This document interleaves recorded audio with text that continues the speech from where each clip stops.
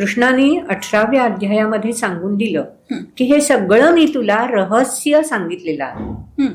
इमं विवस्वते योगम प्रोक्तवान अव्ययम. पहिल्यांदा हे जर कोणी चैतन्याचा उलगडा कोणाला करून दाखवला असेल तर परमात्म्याने हा चैतन्याचा उलगडा विवस्वान म्हणजे सूर्याला करून दाखवला आहे. कलियुगामध्ये तर तरुणांसाठी खूप जास्त आवश्यक आहे स्थैर्य असणं. भगवद्गीता अभ्यासताना ही पंचसूत्री आपल्याला कळली की आपोआप आपल्या जीवनाचं गणित, जीवनाचा प्रवास हा कोणीही निश्चित करू शकतो. सगळ्यांना तर एव्हरेस्ट नाही गाठता येत, पण म्हणून बेस कॅम्पला असणाऱ्यांनी आशा नाही ना सोडायची.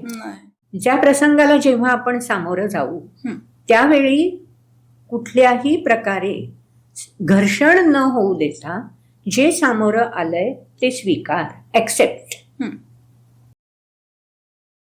की कृष्ण आणि अर्जुन या संवादातून आपल्याला कोणते तत्वज्ञान मिळते? या दोघांच्या संवादातून खूप छान. आता जे बोलले ते सगळं आपल्याला तत्वज्ञान कळतं. मी म्हणजे काय याचा उलगडा कृष्णार्जुन संवादातून. कृष्णाने फक्त अर्जुनालाच भगवद्गीता सांगितली की आपल्या सर्वसामान्यांसाठी त्यांनी लिहून ठेवली? छान प्रश्न आहे. कारण कृष्णाने काय सांगितलं ते बघा. कृष्णाने 18व्या अध्यायामध्ये सांगून दिलं की हे सगळं मी तुला रहस्य सांगितलेलं आहे. कृष्णाने अर्जुनाला रहस्य सांगितलं आणि नंतर काय म्हटलं की हे जे मी तुला रहस्य सांगितलंय हे सगळं कच्चिदेत श्रुतम पार्थ त्वया एकाग्रेण चेतसा. तू हे सगळं एकाग्र चित्ताने ऐकलंस का? एकमेव प्रश्न हा कृष्णाने अर्जुनाला भगवद्गीतेमध्ये विचारलाय. अर्जुनाने खूप प्रश्न विचारले. पहिला अध्याय तर प्रश्नावलीच आहे अर्जुनाची. जसे आपल्याला शंका आणि प्रश्न असतात तसं पहिल्या अध्यायामध्ये प्रश्न आणि प्रश्नच आहेत अर्जुनाचे. पण पहिल्या अध्यायामध्ये कृष्ण काही नाही बोलला, कारण आउटलेट मिळणं महत्वाचं आहे शंकांना, प्रश्नांना. बरोबर. म्हणून कृष्णाने पहिल्या अध्यायामध्ये सगळं अर्जुनाला बोलू दिलंय. आणि नंतर सुद्धा जेव्हा जेव्हा अर्जुनाच्या मनामध्ये प्रश्न उत्पन्न झाले तेव्हा कुठेही कृष्ण नाही बोलत राहिले. प्रश्न विचारायला अर्जुनाला संधी देत राहिली.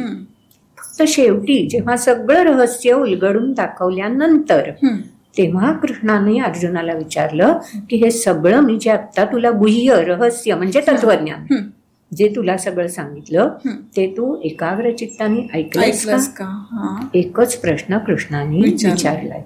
तेव्हा आपल्याला ही भगवद्गीता जेव्हा आपण अभ्यासू ना, वाचू, चिंतन मनन करू, त्यावेळी अशाच प्रकारे आपल्यालाही प्रश्न विचारणारं कोणीतरी असणार आहे की हे सगळं एकाग्र चित्ताने अभ्यासलंय का? भगवद्गीता ही म्हणून अभ्यास संपतच नाही. म्हणून भगवद्गीतेतलं तत्वज्ञान अनएंडिंग म्हटलं जातं.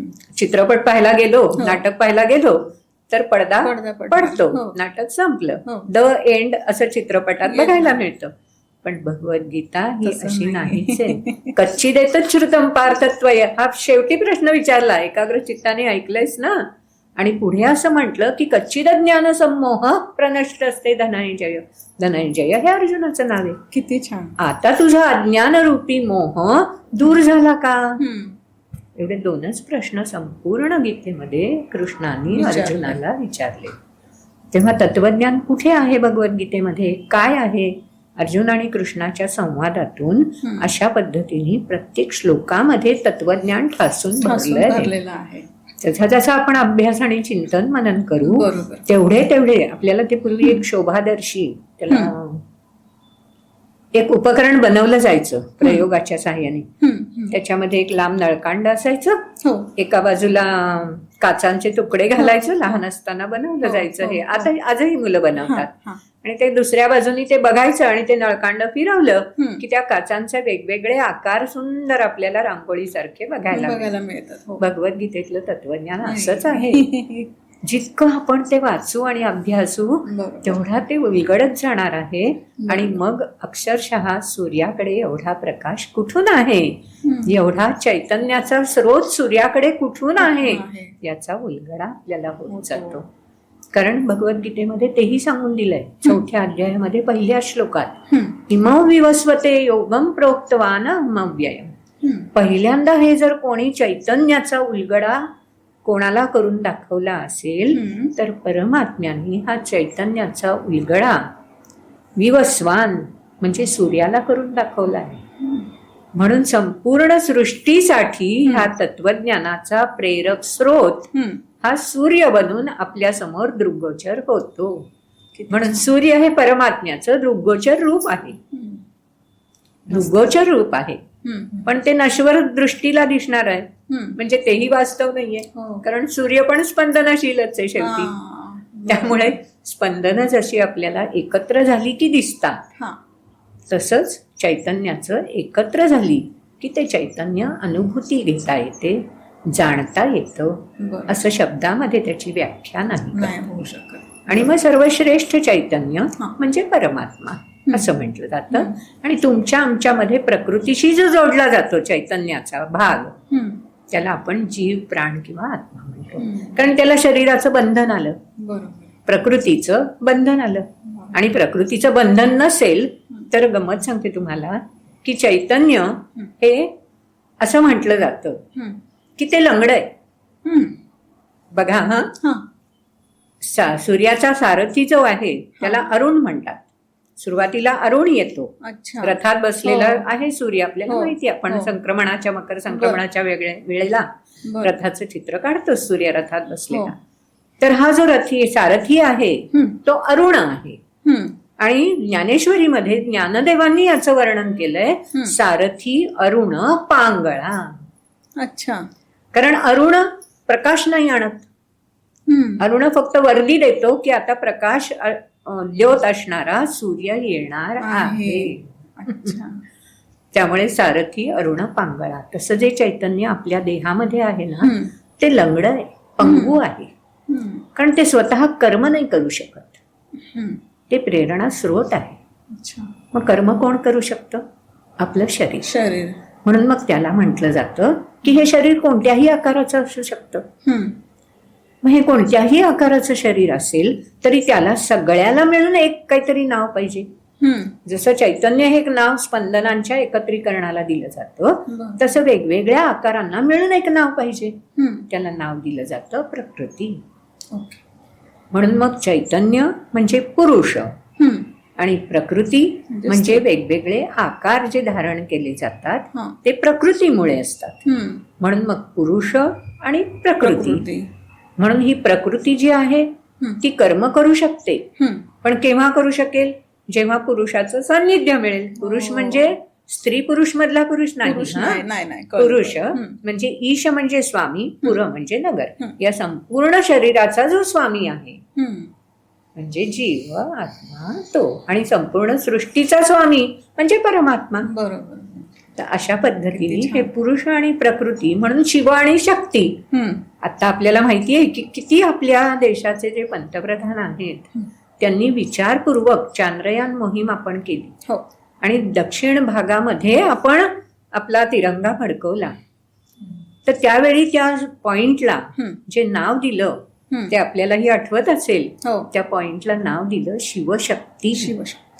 कारण आमचं तत्वज्ञान सांगतं शिवाशिवाय शक्ती नाही, शक्तीशिवाय शिव नाही, हे अद्वैत आहे. बरोबर. हाच तर सनातन संस्कृतीचा गाभा भगवद्गीतेमध्ये तत्वज्ञान म्हणून उलगडून दाखवलाय. बरोबर. ताई, आपण आता एक शेवटचा प्रश्न घेऊयात. आजच्या तरुणांसाठी तुम्ही गीतेचा कोणता सर्वात महत्वाचा संदेश द्याल? म्हणजे नवीन पिढी आपली जे आता आहेत त्यांनी कसं गीतेमध्ये इन्क्लूड व्हावं किंवा यावं, किंवा त्यांना कशी गोडी निर्माण होईल? तुम्ही प्रश्नामध्ये तरुणांचा उल्लेख केलेला आहे. कलियुगामध्ये तर तरुणांसाठी खूप जास्त आवश्यक आहे स्थैर्य असणं. बरोबर. वैचारिक स्थैर्य आवश्यक आहे, शारीरिक, मानसिक, बौद्धिक सगळ्याच स्तरांवर स्थिरता येणं कठीण आहे, पण ते आवश्यक पण आहे. आणि मग ती स्थिरता येण्यासाठी म्हणून अभ्यास गरजेचा आहे. तेव्हा हा अभ्यास घ्यायचा असेल, करायचा असेल, तर त्यासाठी निश्चितपणे एक सांगेन की तरुणांनी भगवद्गीता अभ्यासायला हवी असं मी म्हणते. आणि अभ्यास करताना मी केवळ वाचायला शिकलोय एवढं पुरेसं नाही, तर तो ध्यानपूर्वक अभ्यास हवा, म्हणजे एकाग्रतेने करायला हवा. बरोबर. एकाग्रतेने करत असताना ध्यास महत्वाचा आहे. म्हणजे ध्यान देईन, पण मी वाचताना ध्यान देईन, पण तो एकाग्रता ही नंतरही चिंतनासाठी आवश्यक असते. आणि तरुणांकडे वेळ नाही, हे सगळ्यात महत्वाचं कारण असतं. तर वेळ आपल्याला बांधील नसतो. आपण वेळानुसार आपलं टाइम टेबल आखतो, म्हणून आपल्याला वाटतं वेळावरती सगळं अवलंबून आहे. पण तसं नाहीये. माझ्या वेळाचं गणित मी आखू शकतो. हा जो काय मी आहे ना वेगळा, की स्वतःवरचा विश्वास, आत्मविश्वास. हा आत्मविश्वास केव्हा येईल? जेव्हा मी काहीतरी संकल्प करेन. आणि म्हणून आपल्या श्री गुरुकुलम न्यासांनी भगवद्गीतेची मांडणी करतानाच एक पंचसूत्री मानलेली आहे, जी आपल्या त्या पुस्तकात आहेच आहे. तर ती पंचसूत्री जी आहे ना, ती तरुणांना आपण भगवद्गीतेच्या माध्यमातून समजावून सांगतो. भगवद्गीता अभ्यासताना ही पंचसूत्री आपल्याला कळली की आपोआप आपल्या जीवनाचं गणित, जीवनाचा प्रवास हा कोणीही निश्चित करू शकतो. मग या पंचसूत्रीमध्ये पहिलं सूत्र जे आहे ना, ते संकल्प आहे. आणि संकल्प बाहेरून नाही कोणी करू शकत, तो मीच करायचा.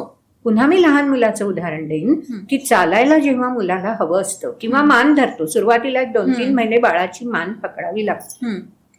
ज्या क्षणी बाळाला असं वाटतं की आपली मान आपण इकडे इकडे बघावं, त्या क्षणी बाळ आपला हात हा दूर सारायला बघतं, ठेवत नाही. त्याला हात नको असतो, आधार नको असतो. जेव्हा चालायला यायला लागतं त्यावेळी त्याला बोट धरलेलं आवडत नाही.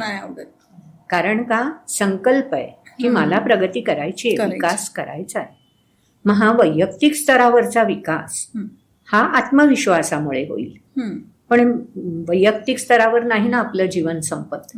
आपल्याला समाजाबरोबरच, कारण मानव हा समाजप्रिय प्राणी, बरोबर, त्यामुळे आपल्याला समाजामध्येही मिसळायचं असतं. आणि ज्यावेळी समाजामध्ये मिसळतो त्यावेळी आपल्याला अनेक प्रकारचे प्रवाह येऊन भिडत असतात.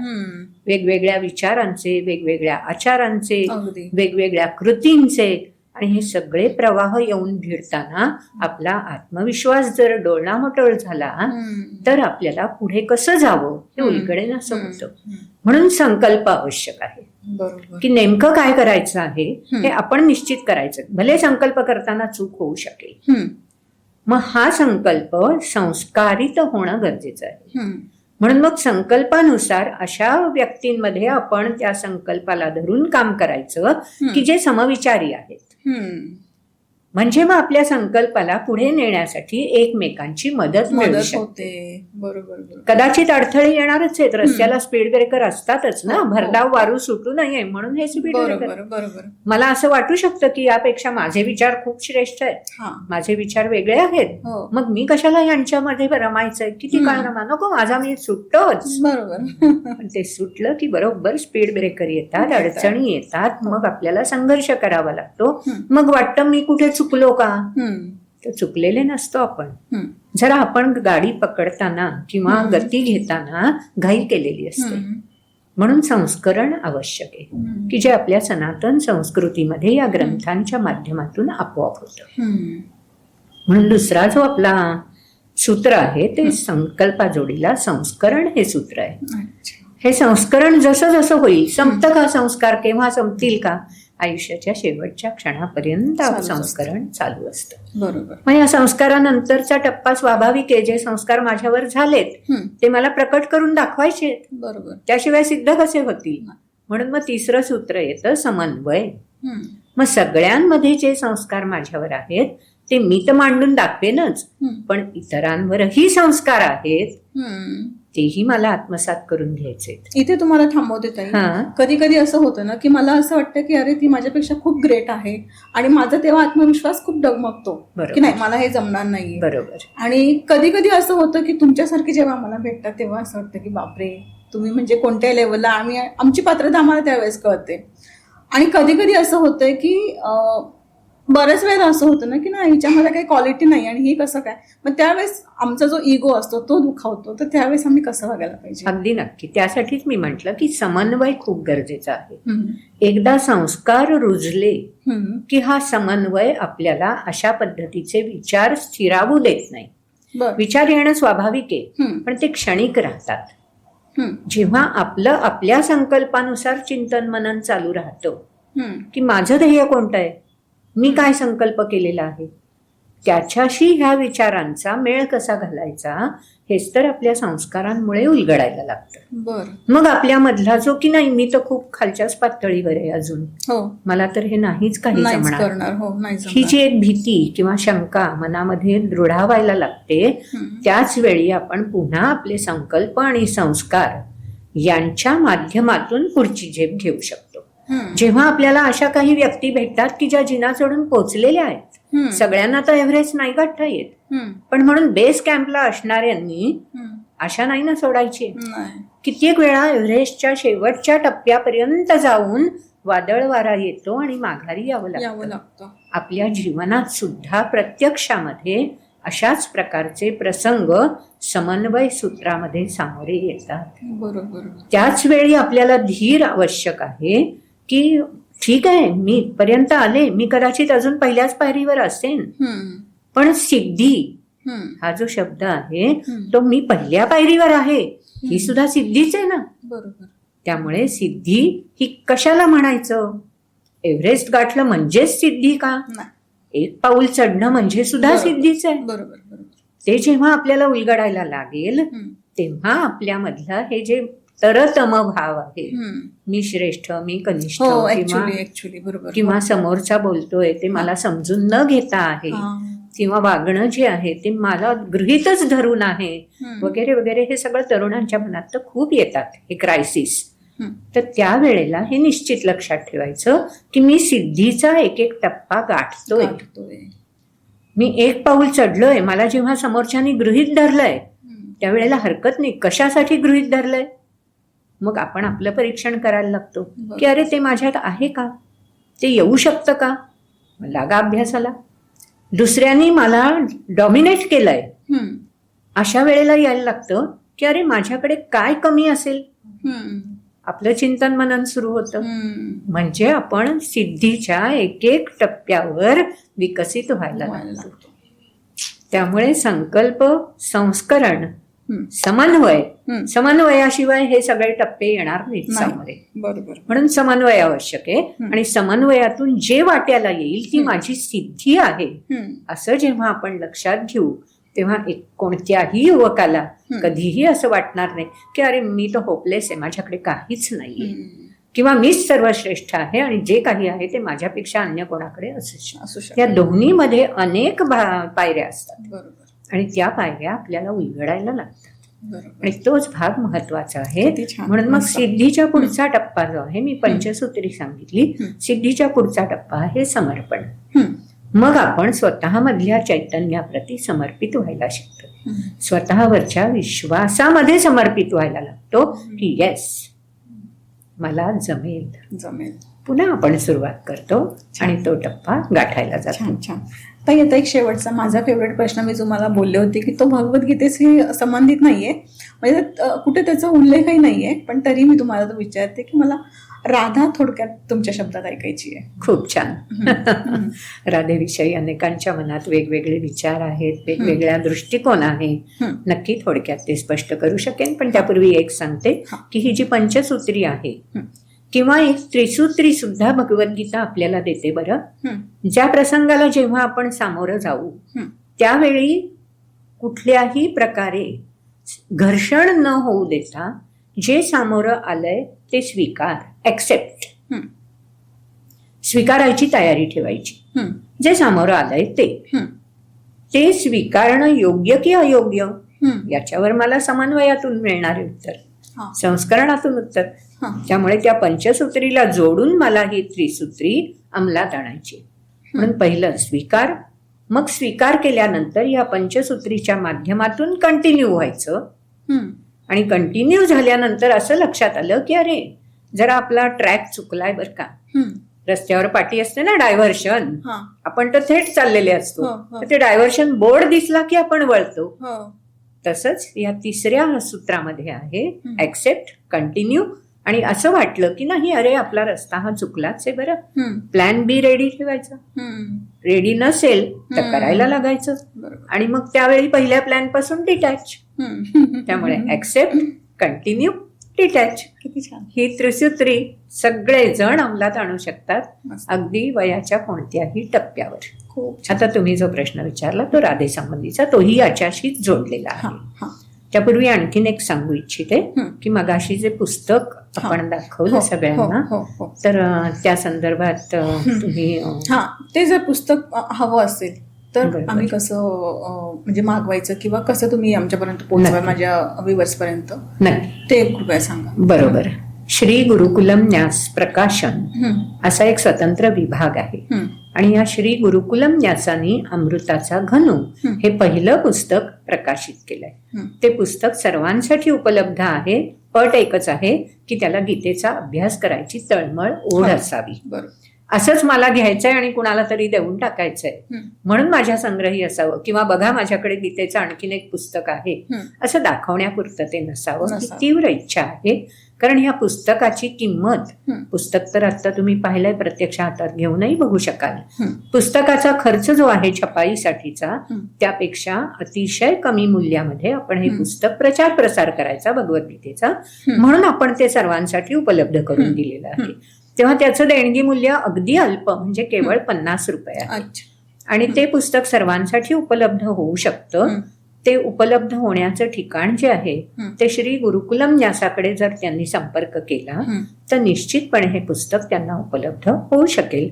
आपण या भागाच्या शेवटी हं. आपण श्री गुरुकुलम न्यासाचा पत्ता हा. किंवा माहिती देऊ शकाल. हो. त्यामुळे ते सर्वांपर्यंत पोहोचेल हो. आणि त्यांना पुस्तक नक्की उपलब्ध करून घेता येईल. संपर्क नंबर दिलात तरी संपर्क केल्यावरती नोंदणी करून घेता येईल. बरं. म्हणजे जीवनाचं तत्वज्ञान तुम्हाला फक्त 50 रुपयामध्ये मिळतंय आणि याच्यापेक्षा हा. अजून काय तुमच्या संग्रही पण असावं आणि खरं त्याचा तर ते अभ्यासही अमूल्य असावा आहे. आहे. त्याचं हो, पण ते रुपयांच्या तुम्ही भाषेत नाहीच तुमची करू तळमळ शकता. त्यातून दिसून येते ताई, की तुम्ही सर्वांना तेही सांगताय की जर तुमच्या फक्त संग्रही ठेवायला नकोय, खरं आहे, तुम्ही खरं आहे. खरोखर तुम्ही त्याचा अभ्यास करणार बरोबर असाल, आहे. तुमच्या जीवनात त्याचा बदल घडून आणणार बरं. आणि असाल आताच तर- मी तुम्ही जो राधेचा प्रश्न विचारलात ना, तो हो. याच्याशी जोडून आहे बरं. अरे वा, छान. कारण सांगा. हा. राधा ही केवळ कृष्णाच्या आयुष्यात असलेली एक व्यक्ती नाहीये.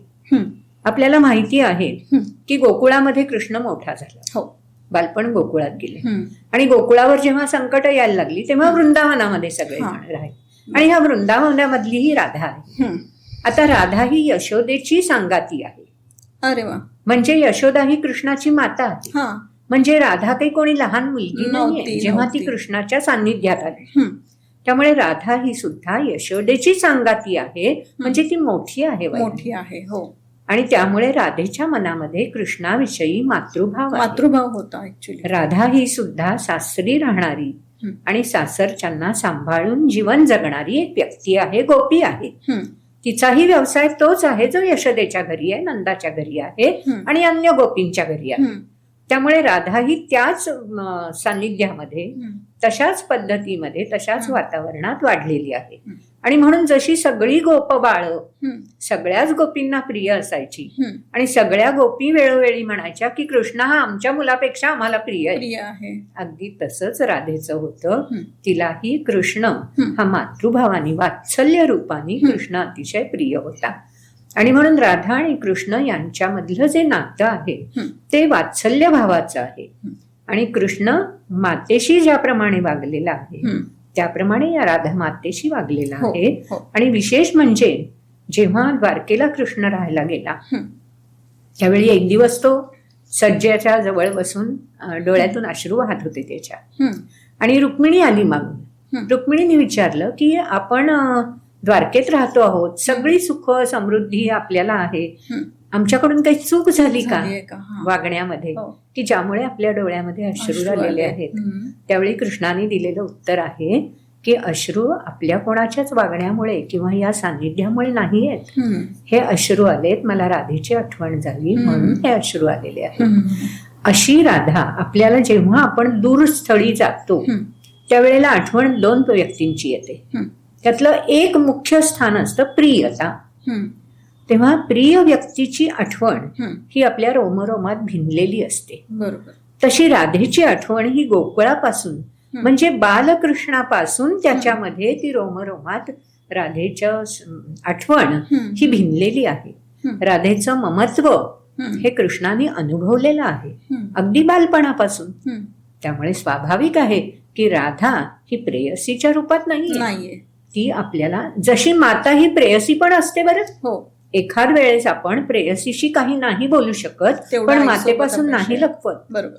तेव्हा ते जे स्थान आहे ना कृष्णाच्या आयुष्यात, हम्म. ते राधेचं स्थान आहे. किती छान. आणि त्यामुळे मस्त. स्वाभाविकपणे हम्म. राधा अनेक ठिकाणी आपल्याला आता या मीडियामुळे पोहोचलेलं हो, असतं की हो. उलट केलं तर धारा म्हणजे तो हो. प्रवाह आहे. हो. प्रवाह नेहमी स्पंदनशील असतो बरोबर. आणि त्यामुळे पुन्हा राधा आता आहे आपण कुठे स्पंदनावरच आलोय. स्पंदनामध्ये. म्हणजे कोणामध्ये आहे? हो. जशी ती कृष्णामध्ये सामावलेली हो. आहे तशी अखंड संपूर्ण हो. सृष्टीमध्ये विश्वामध्ये स्पंदन रूपानी धारा रूपानी ही राधा वात्सल्य घेऊन भरभरून सर्वांना देण्यासाठी सामावलेली आहे.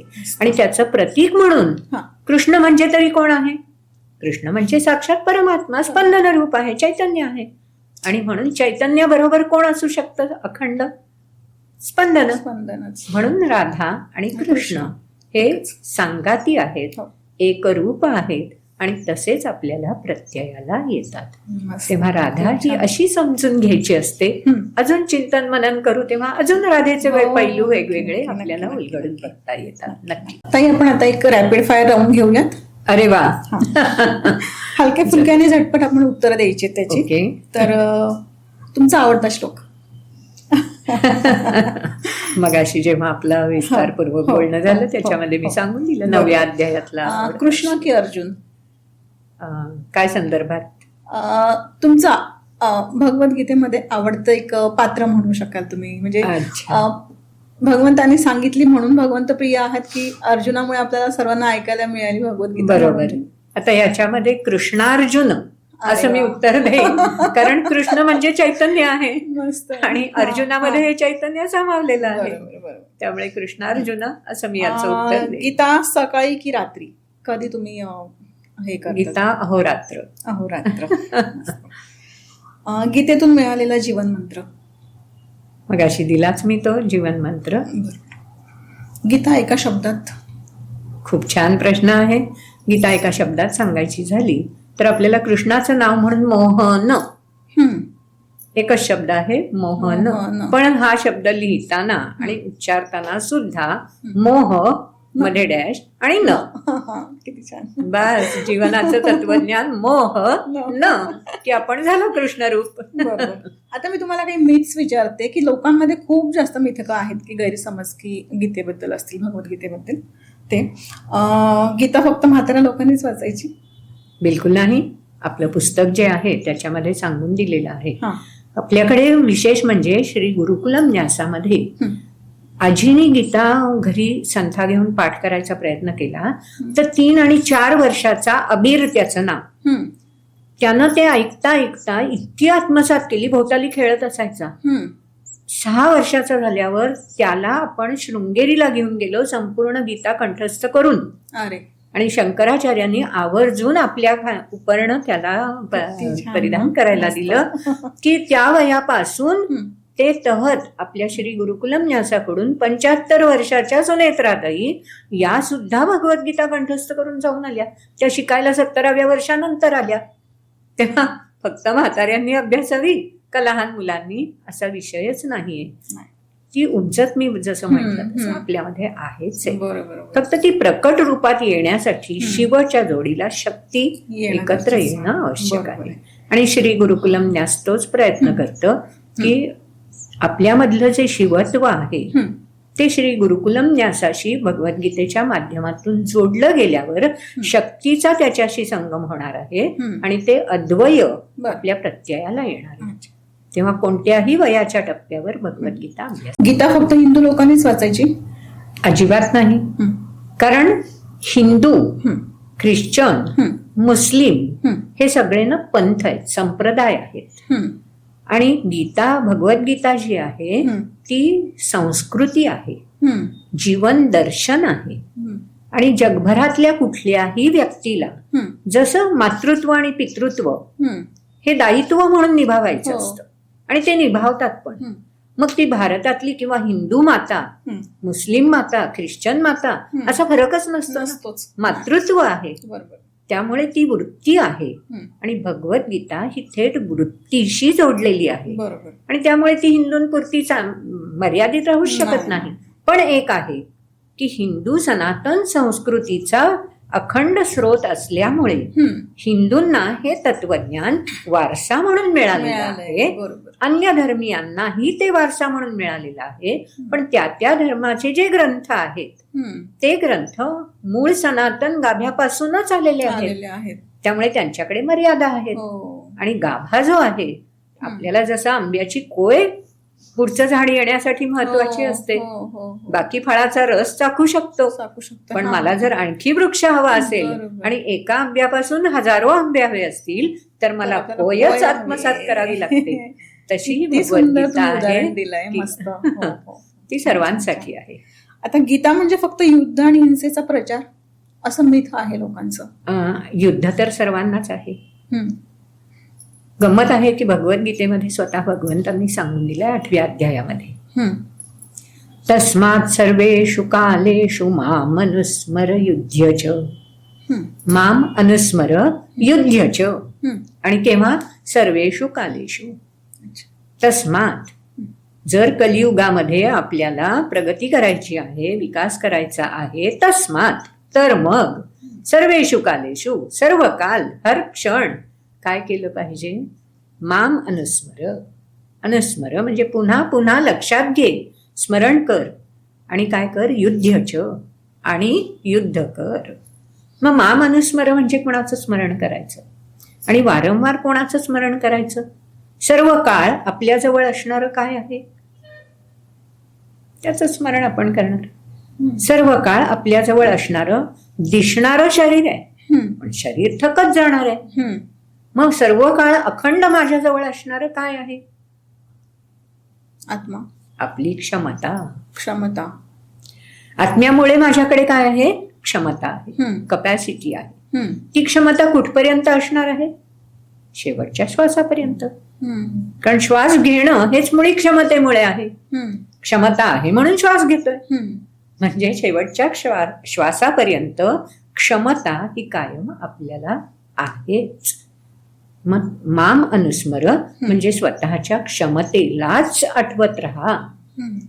ती किती आहे क्षमता? सांगू शकाल? तुमच्याकडे किती क्षमता आहे? कोणत्या व्यक्तीकडे किती क्षमता आहे?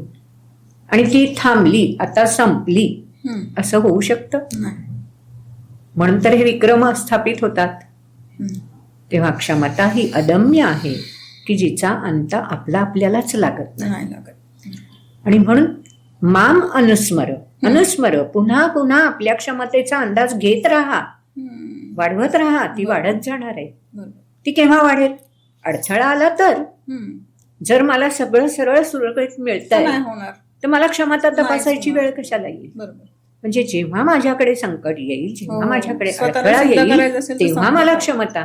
त्या हाय जम्प मध्ये बघतो ना आपण, सुरुवातीला सहज ओलांडता येईल. किंवा लहान मुलं काकडीचा खेळ खेळतात. पहिल्यांदा एक पाय पसरून जा, वरतून 2 पाय, हात हात. क्षमता तपासून पाहणं म्हणजे मामानुस्मर. आणि ती केव्हा पाहता येईल? युद्धच. म्हणून हे महत्वाचं आहे की क्षमता तपासून पाहिजे. विश्वास ठेवायचा तो स्वतःच्या क्षमतेवर ठेवायचा. बरोबर. आणि त्याचबरोबर याच्यावर ठेवायचा की ती क्षमता अदम्य आहे, कितीही वाढू शकते. तो भाग महत्वाचा. ताई, आता एक अजून मिथ आहे लोकांचं की गीतेचा लेखक हा श्रीकृष्ण आहे. महत्वाचं आता याही बाबतीत आता आपण जे बोललो त्यामध्ये एक महत्वाचं सांगते की गीता जेव्हा वाचायला घ्याल त्यावेळेला त्या गीतेमध्ये कुठेही श्रीकृष्ण उवाच संस्कृत मध्ये असं आपल्याला वाचायला मिळत नाही. कारण उवाच म्हणजे बोललेत. हो, मुळात श्रीकृष्ण बोललेच नाहीयेत. इतका वेळ जेव्हा मी सांगितलं त्यावेळेला श्रीकृष्ण चैतन्य आहेत, स्पंदन रूप आहेत. आणि ते श्रीकृष्ण व्यक्ती म्हणून आपल्या समोर जे दिसतात ते माध्यम आहे. आणि त्यामुळे बोललंय कोण? चैतन्य, प्रत्यक्ष परमात्मा. जसं सिनेमामध्ये आपल्याला माहिती आहे की गाणं गाणाऱ्या आमच्या लताताई आहेत. आणि ते आपल्या समोर येतं ते कोणाच्या तरी ओठांच्या हालचालीवरून. पण आपल्याला माहिती असतं 100% की हे ती व्यक्ती गात नाहीये, बरोबर. गाण्यातले भाव व्यक्त करणं, त्याचे शुद्ध स्पष्टोच्च बरोबर. उच्चार करणं या लताबाईंचं काम आहे ते. अगदी तसंच आहे, कृष्ण हे माध्यम आहे आणि प्रत्यक्ष चैतन्य म्हणजे परमात्मा, स्पंदनं ही एकत्रित कृष्णाच्या माध्यमातून आली आहेत. आता मग कृष्ण का महत्वाचा? मग ती स्पंदनं तुमच्या आमच्या माध्यमातून नाही का येऊ शकणार? ती माध्यमं स्वीकारण्यासाठी तेवढी क्षमता, पुन्हा शब्दाला पुन्हा क्षमता आली. ती क्षमता कृष्णाजवळ आहे. आहे. म्हणून परमात्म्याने श्रीकृष्णाला माध्यम म्हणून निवडलं. तेव्हा तुम्हा आम्हाला जर माध्यम म्हणून व्हायचं असेल परमात्म्याचं, चैतन्याचं, तर आपली क्षमता वाढवावी तेवढी लागणार. वृद्धिंगत करत राहावं लागणार आहे. मग ती एका जन्मात होईल असं नाही. नाही होऊ शकत. करत राहू. माम अनुस्मर बरोबर. युद्धच. बरोबर. या जन्मभर युद्ध करावं लागेल कदाचित, अनेक जन्म युद्ध करावं लागेल, पण अनेक जन्म संसिद्धस ततो याती परांगती. केव्हा तरी आपणही कृष्ण होऊ शकतो, अनेक जन्म संसिद्धस. तर ते ह्याच्यामध्ये महत्वाचं आहे की श्रीकृष्ण हे माध्यम आहे आणि ते माध्यम असल्यामुळे प्रत्यक्ष स्पंदनं बोललेली आहेत आणि स्पंदनं बोलतात हे आपल्याला माहितीये. वाऱ्याचा आवाज आपल्याला ऐकू येतो, त्यामुळे स्पंदनांना, लहरींना आवाज असतो. म्हणून श्रीकृष्णाच्या माध्यमातून त्या स्पंदनांचा आवाज हा अर्जुनापर्यंत पोहोचला. मग तो अर्जुनापर्यंतच का पोहोचला? बाकीच्यांना पण गीता ऐकायला मिळाली का? अनेकांचा प्रश्न असतो की युद्ध स्थानावर अनेक जण होते, मग बाकीच्यांना मिळाली का ऐकायला? मिळाली. सगळ्यांना ऐकायला मिळाली. कोणत्या रूपाने मिळाली? स्पंदन रूपाने. जसा वारा वाहतो त्यावेळेला वाऱ्याची ती स्पंदनं अनेकांपर्यंत लांबवर जातात. पण मी त्या वाऱ्याच्या झोतामध्ये असेन तर मला वारा जाणवतो. तसा वाऱ्याच्या झोतामध्ये, चैतन्याच्या झोतामध्ये, स्पंदनाच्या झोतामध्ये श्रीकृष्णामार्फत येणाऱ्या अर्जुन होता. कारण एकाच रथावर दोघं होते. म्हणून बाकीच्यांना ही गीता कळली, ऐकू गेली, पण माझ्या कानांची क्षमता किती आहे त्यानुसार मला ती ऐकायला येणार. म्हणून युद्धस्थानावर जरी गीता सांगितली गेली असली तरी ती युद्धाशी संबंधित आहे असा नाहीये भाग. जीवनातल्या संघर्षाशी ती जोडलेली आहे. प्रत्येक संघर्ष काळात ती स्पंदनं आत्मविश्वास, क्षमता रूपाने प्रकट करता येतात. हा एक भाग. आणि दुसरा प्रश्न तुम्ही आता कोणता, तोच प्रश्न कोणता म्हणालात? की गीता वाचायला, म्हणजे मीथ आहे असं की गीता वाचायला सुरुवात केली की ती पूर्ण एकाच वेळा वाचायची, न वाचल्यास दोष लागतो, असंही मिथक आहे. तर त्याबद्दल तुम्ही? बरोबर आहे, प्रश्न बरोबर आहे की एका वेळी पूर्ण वाचणं 700 श्लोक सगळ्यांना जमेल असं नाही. त्यामुळे अशी मुळीच अडचण नाही. आणि मी मगाशी सुरुवातीला बोलले तसं प्रत्येक श्लोक मंत्र आहे. त्यामुळे एक श्लोक वाचून मी आज थांबले, दुसरा श्लोक उद्या वाचला, काही हरकत नाहीये. पण भगवद्गीतेची गोडी अशी लागत जाते की एका वेळी आपल्याला जसा वेळ उपलब्ध होईल, नाही झाला तर आपण वेळ काढायला शिकतो आणि जेवढं जास्त वाचन करता येईल. पण जसं ताटभर पदार्थ आपण एकदम नाही सेवन करू शकत, अगदी तसंच आहे भगवद्गीता थोडी थोडी आत्मसात करत वाचावी. आणि दुसरा महत्वाचा प्रश्न तुम्ही विचारला होता की श्रीकृष्ण लेखक आहेत का? बिलकुलच नाही. कारण श्रीकृष्ण स्पंदन रूपाने फक्त बोललेले आहेत. ती स्पंदनं अर्जुनापर्यंत पोहोचवली आहेत. मग गीता लिखित स्वरूपात आपल्यापर्यंत आली कशी? तर व्यासमुनी, श्री व्यासमुनी हे व्यासमुनी द्रष्टे आहेत. त्यांच्याविषयी कधीतरी आपण मुद्दाम पुन्हा बोलता येईल. हे व्यासमुनी कुरुकुलाचा एक भाग आहेत, घटक आहेत. आणि या व्यासमुनींना साक्षी होते ते. जेव्हा युद्ध घडलं किंवा कृष्णाने अर्जुनाला स्पंदन रूपाने गीता पोहोचवली त्यावेळी श्री व्यास साक्षी होतेच. त्यामुळे व्यासरूपांनाही हा सगळा इतिहास पूर्ण ज्ञात. मग जेव्हा युद्ध संपलं आणि पांडवांचं राज्य सुरळीतपणे सुरू झालं त्यावेळी व्यासमुनी बदरिकाश्रमात, आजही बद्रीनाथ ठिकाण आपल्याला माहिती आहे, भारत यासाठी श्रेष्ठ आहे की ही सगळी स्थानं प्रत्यक्ष भारतामध्ये आजही अस्तित्वात आहेत. आणि म्हणून सनातन संस्कृतीचा उद्गम भारतात आहे. तर त्या बदरिकाश्रमामध्ये, बद्रीनाथाच्या ठिकाणी पहाडामध्ये एक गुहा आहे आणि तिथे व्यासमुनी तपश्चर्येला बसले होते. तपश्चर्येला बसला असताना त्यांना असं जाणीव झाली की हे संपूर्ण हा जो इतिहास आहे कुरुकुलाचा तो कुठेतरी शब्दबद्ध झाला पाहिजे. कारण कलियुगात हा इतिहास मार्गदर्शक ठरणार आहे, दीपस्तंभ ठरणारा, ही प्रत्येक व्यक्तिरेखा. बरोबर. आणि म्हणून मग तो जर व्यक्तिरेखा मार्गदर्शक ठरणार असेल तर तो इतिहास शब्दबद्ध केला पाहिजे. आणि म्हणून मग व्यासमुनींनी तो शब्दबद्ध करायचं ठरवलं. पण ठरवल्यावरती शब्द उच्चारले जातात. मग ते शब्द उच्चारणं आणि लिहिणं एका वेळी शक्य नाही. व्यासमुनी आणि श्री गणेश हे पाराशर मुनींकडे म्हणजे व्यासमुनींचे पिता त्यांच्याकडेच एकत्र शिकले. आणि त्यामुळे व्यासमुनींनी श्री गणेशांना आपला गुरुबंधू म्हणून विचारलं की मी बाबा रे मला असं सांगायची आहे, संपूर्ण कुरुकुलेचा इतिहास सांगावं अशी प्रेरणा मिळालेली आहे, पण तो लिहून पण घ्यायला हवाय, शब्दबद्ध करायचा आहे, तू मदत करशील का? श्री गणेशांनी सांगितलं मी मदत नक्की करेन, पण मी लिहिताना थांबणार नाही बरं. तुम्ही सलग बोलत राहिलं पाहिजे. म्हणजे मगाशी जो तुम्ही प्रश्न की गीता एका वेळी वाचावी का, तर व्यासमुनींनी सलग बोलत राहिलं पाहिजे, श्री गणेश लिहून घेणार आहेत. पण असं होऊ शकत नाही ना, खंड बोलत राहणं शक्य नाहीये. म्हणून व्यासमुनींनी संपूर्ण कुरुकुलाचा इतिहास की ज्याला महाभारत हा ग्रंथ असं आपण म्हणतो, त्याचं पूर्वीचं नाव जय होतं, हा महाभारत ग्रंथ पूर्ण व्यासमुनींनी शब्दबद्ध केला. श्री गणेशांनी तो लिपिबद्ध केला. अच्छा. म्हणजे अक्षरं जी आहेत ती श्री गणेशांनी लिपी तयार करून लिहिलेली आहेत.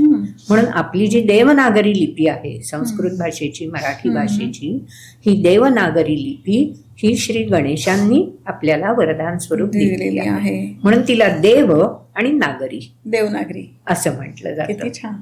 तर एवढा मोठा महाभारत ग्रंथ की ज्याच्यामध्ये 1,00,000 श्लोक आहेत, तो किती वाचला जाईल कलियुगात हेही व्यासमुनींना जाणवत होतं. मग ह्या सगळ्या ग्रंथाचं एकत्र सार रूप असलं पाहिजे. मग ते वेगळं काढलं तर हा ग्रंथ कोण वाचेल? मग ह्यातल्या व्यक्तिरेखांकडे लक्ष कसं जाईल? म्हणून व्यासमुनींनी, म्हणजे व्यासमुनींना द्रष्टे म्हटलं जातं किंवा विशाल बुद्धे जे म्हटलं जातं विशेषण, ते यात कळतं की या महाभारतामध्येच साधारण मध्यभागी भीष्म पर्वामध्ये व्यासमुनींनी भगवद्गीतेची रचना केली. किती छान. युद्धाचा काळ, आगे मागे सगळ्या व्यक्तिरेखा सविस्तर वर्णन आणि बरोबर मध्यावरती या भगवद्गीतेची रचना केली की ज्यामुळे आता ती महाभारत ग्रंथातलं एक्स्ट्रॅक्ट ज्याला म्हणतो, सार, ते सार या भगवद्गीतेमध्ये सगळं व्यासमुनींनी घातलं. आणि कलियुगामध्ये त्यांनी ओळखलं होतं की एवढे 1,00,000 श्लोक वाचायला नाही कोणी वेळही देणार, करणारे अभ्यास करतात, करायलाच हवा, पण ज्यांना नाही शक्य त्यांनी निदान या गीतेच्या माध्यमातून तरी तत्वज्ञान जाणून घ्यावं, जीवन ग्रंथ समजून घ्यावा आणि आचरणात उतरावा, अशी ही भगवद्गीता आहे. त्यामुळे ती व्यासमुनींनी शब्दबद्ध केली, श्री गणेशांनी लिहून घेतली आणि कृष्णाच्या माध्यमातून स्पंदन रूपाने सर्वांच्या सृष्टीमध्ये प्रसारित झाली. असा हा भगवद्गीतेचा प्रवास आहे. तर मग आता आपण इथेच थांबूयात आणि नक्की पुढच्या आपण परत एक असाच भाग हे कंटिन्यू करणार आहे, कारण तुमच्याशी बोलते तर असं वाटतं फक्त ऐकत राहावंय, तुमच्याकडनं येऊ द्यावं आणि आमच्या ज्ञानात अजून भर पडावी असं वाटतंय. तसं माझ्या व्ह्युअर्सलाही वाटणार आहे. तर आपण परत सांगेन पुन्हा की कृष्ण जसे, थोडं मध्ये इंटरप्ट करते, कृष्ण जसे स्पंदन रूप माध्यम होते तशीच ही भगवद्गीता आहे. हो, त्यामुळे आपल्यापैकी प्रत्येक जण असं माध्यम असणार आहे. ज्याला जशी गीता कळेल तशी त्यानं गीता ती चिंतन मननातून सर्वांपर्यंत पोहोचवण्याचा प्रयत्न करायला हवा. पण जी माला उलगडली ती भगवंतांशी जोडणारी आहे की नाही याच्यावर आधी चिंतन मनन होणं आवश्यक आहे. आणि मग ती प्रकाशात यावी हीच एक इच्छा निश्चितपणे यामुळे व्यक्त करते. या निमित्ताने खूप छान वाटलं की ही संधी. धन्यवाद ताई, तुम्ही पण माझ्या स्टुडिओमध्ये आलात आणि तुमचे एवढं बहुमूल्य वेळ दिला माझ्यासाठी, तर खरंच मनापासून धन्यवाद. दुर्गा माता म्हणजे शक्ती देवता आणि म्हणजेच श्रीमद भगवत गीता आपल्या सगळ्यांना ती वरदायिनी ठरावी, आचरणात उतरावी आणि चिंतन मननात राहावी, हीच अंबिकेच्या चरणी मनापासून प्रार्थना. धन्यवाद. पुन्हा एका श्लोकाने शेवट करते. हो, नक्कीच. सर्व मंगल मांगल्ये शिवे सर्वार्थ साधिके शरण्ये त्र्यंबके गौरी नारायणी नमोस्तुते.